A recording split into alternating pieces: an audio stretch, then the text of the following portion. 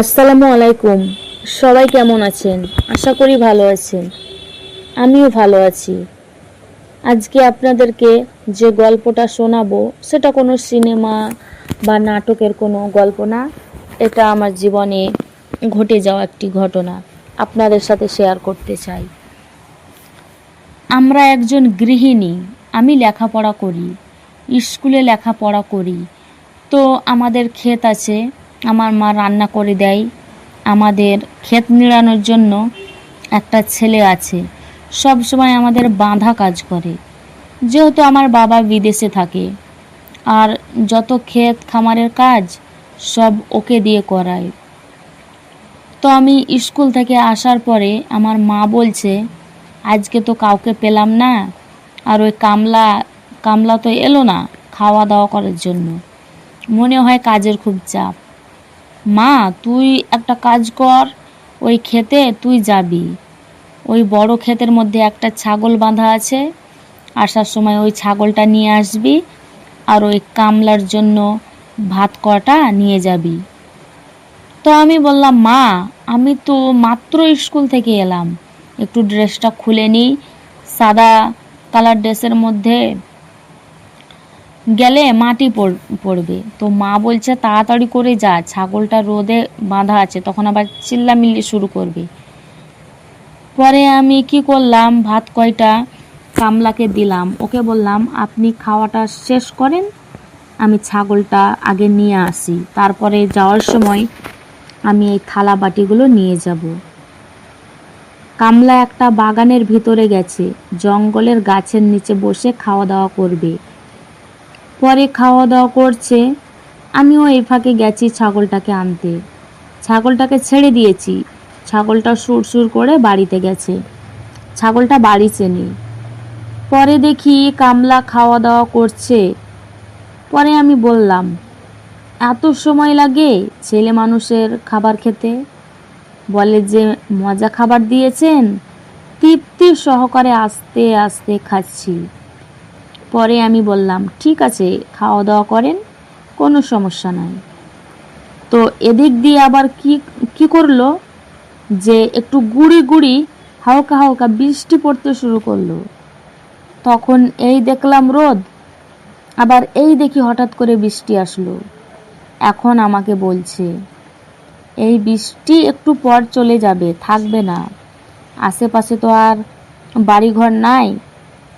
তো আমি ওখানেই রয়েছি। এখন দেখি কি বৃষ্টি তো আর থামছে না। পরে আমি বাগানে গাছের ঝোপের মধ্যে দাঁড়িয়েছি। তো ওখানে একটু বৃষ্টিটা কম পড়ছে। এখন কম পড়ুক আর যাই পড়ুক, ওই বৃষ্টিটা যে আস্তে আস্তে পড়ছে আমার শরীরে জামার উপরে, সাদা জামার উপরে। তো আমার বয়সটা তো অল্প, 15 বছর বয়স।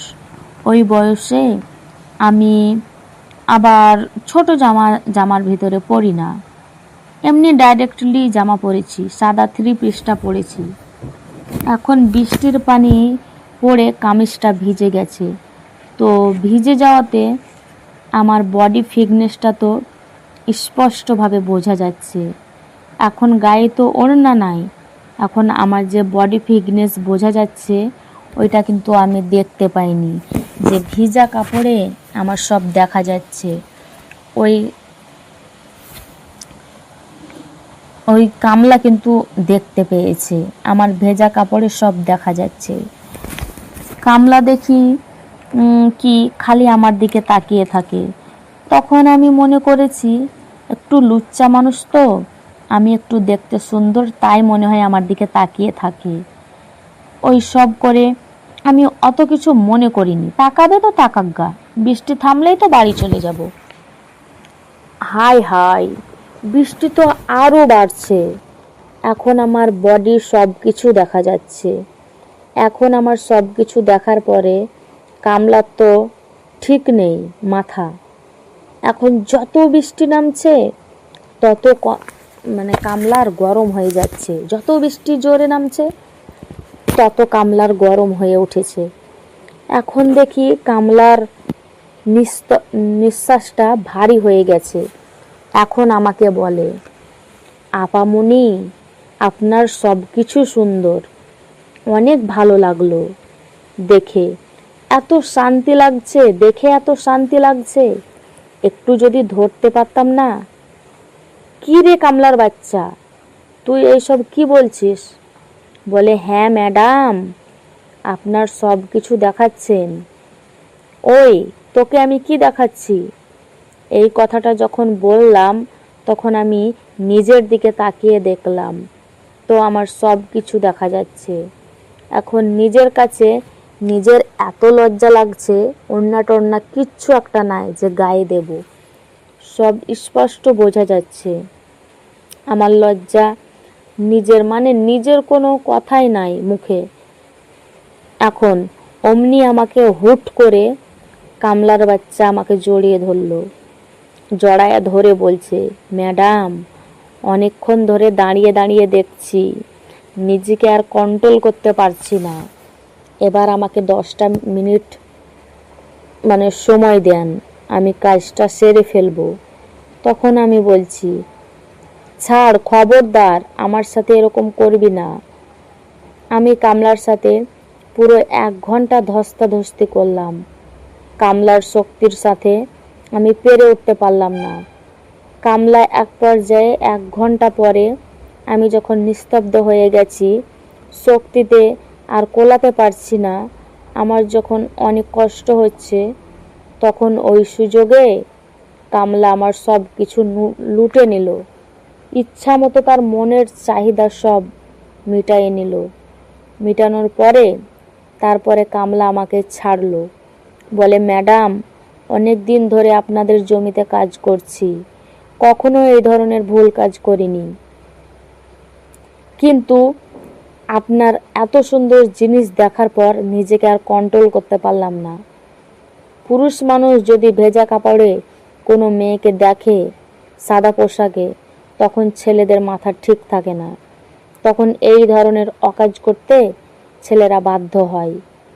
যখন কামলা আমার সাথে এই কাজটা করেছে, আমি খুব মজা পেয়েছি, খালি একটু কষ্ট হয়েছিল, আর এই মজা পাওয়ার পরে এত ভালো লেগেছে।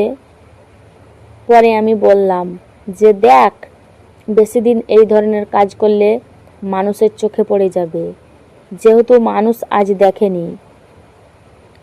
এই ধরনের ভুল কাজ আর কখনো করবি না। আমার একটু মজা লেগেছে তাই, নয়তো আমি যদি মাকে বলে দিতাম না, তাহলে তোকে কিন্তু কাজ থেকে বাদ দিয়ে দিত। তো বন্ধুরা, নিজের মেয়েকে কখনো ক্ষেত খামারে একা যেতে দিবেন না। সবাই নিজের মেয়েদেরকে বাড়িতে রাখার চেষ্টা করবেন। তো সবাই ভালো থাকবেন, সুস্থ থাকবেন। আসসালামু আলাইকুম।